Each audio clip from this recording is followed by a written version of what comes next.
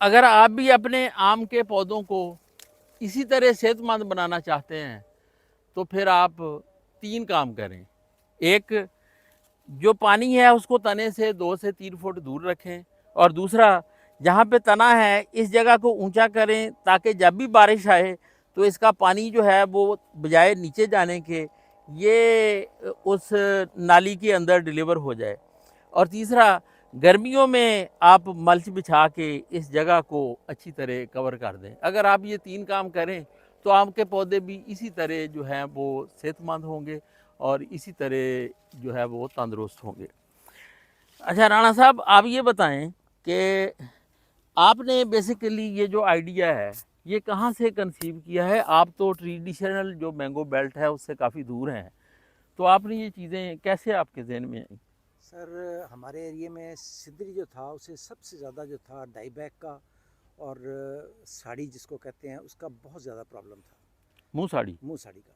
तो हम मेनली सिंदरी के लिए जो मैंने एक दो ट्रेनिंग या उधर आपके पास मुर्शिदाबाद भी आता रहा देखी, तो आपने बताया था कि इसकी पानी को हटा दें और रूट हेल्दी रूट सिस्टम के लिए इसको मॉइस्चर जो है एक सेंट्रल लेवल तक चाहिए, उससे ऊपर इसमें मॉइस्चर सेचुरेट नहीं होना चाहिए।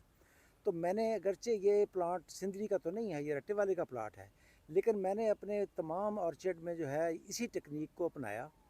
और मैंने उसके रिज़ल्ट जो थे कि ना सिर्फ सिंदरी पे बल्कि पौधा आम का होना चाहिए, और उसके लिए सब के लिए यही जो असूल है ये बिल्कुल जो है वो कारबंद है। और आपका आप देख रहे हैं कैसी इसकी हेल्थ है।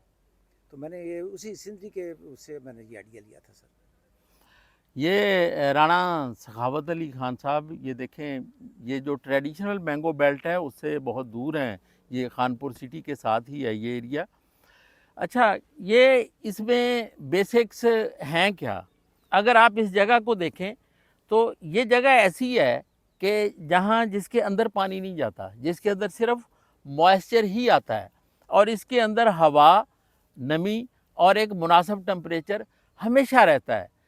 जिस भी जगह पे ये तीनों कंडीशंस डेवलप हो जाएं तो वहाँ पे कुछ बैक्टीरिया हैं, कुछ माइक्रोब्स हैं जो अपनी पॉपुलेशन को बढ़ाते हैं, जो एरोबिक बैक्टीरिया हैं।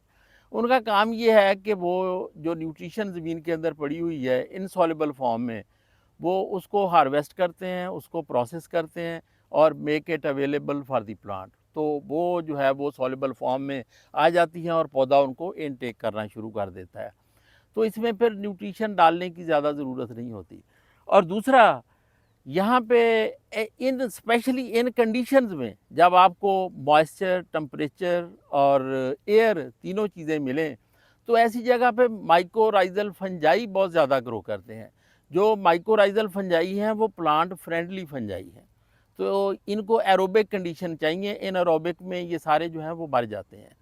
तो ये क्या करते हैं कि ये अपने जो हाइफे हैं ये अटैच कर लेते हैं रूट सिस्टम के साथ। ये ज़मीन से नमी और खुराक को, न्यूट्रिशन को जज़ब करते हैं और वो पौधे को दे देते हैं, और अपनी ग्रोथ के लिए ये पौधे से सिर्फ कार्बोहाइड्रेट्स लेते हैं। तो पौधा सिर्फ कार्बोहाइड्रेट डोनेट करता है और उसके बदले में उसको वो सारी न्यूट्रिशन मिल जाती है जो शायद ख़ुद उसके लिए उठाना मुश्किल होती है, क्योंकि रूट हेयर जो है इसका साइज़ बड़ा होता है और जो हाइफा है माइकोराइजल फंजाई का, ये उससे तकरीबन 10 गुना बारीक होता है।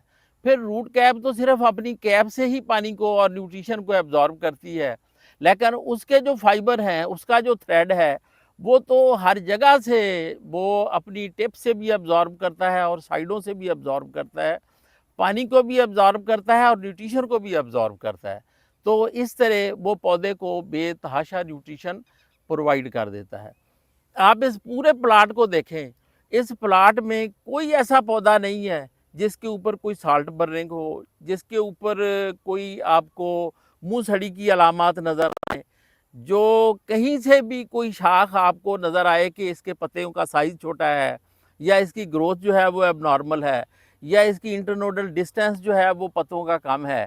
ये इंतहाई हेल्दी प्लांट्स हैं जो ये बताते हैं कि इन पौधों को ना तो पानी की कमी है, ना इनको खुराक की कमी है और ना किसी और चीज़ की कमी है जो इनकी सेहत में, इनकी ग्रोथ में, इनकी हेल्थ में कभी भी आड़े आई हो।